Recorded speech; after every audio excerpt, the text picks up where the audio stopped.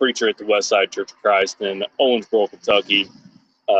Thank you for joining me. For those who usually follow me, I apologize if I'm a little early, but decided to go ahead and get to it this morning.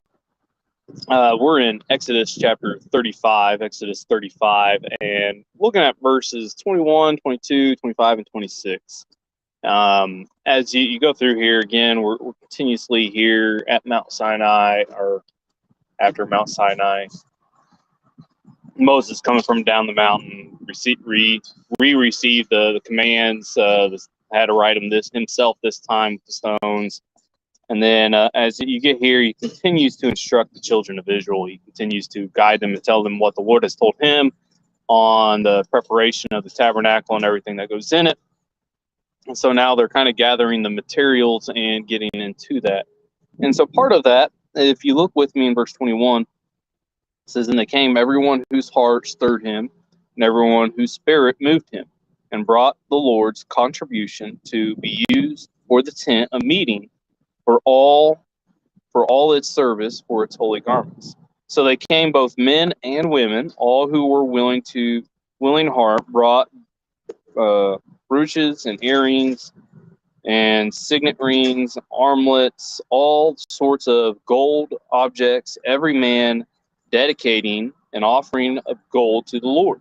And verse 24 says, verse 25 says, "And every skillful woman spun with her hand, and they all brought what they had, spun blue and purple scarlet yarns, and fine twined linen, and all the women whose hearts stirred them to use their skill spun the goat's hair." And so as we look at this again, I think it's a good example of God showing no partiality, and that everyone was able to bring the offering to the Lord. Now, it had to be done, but also it's to an extent free will offering, as it says, "You bring as you have purposed in your heart," as they were willing to.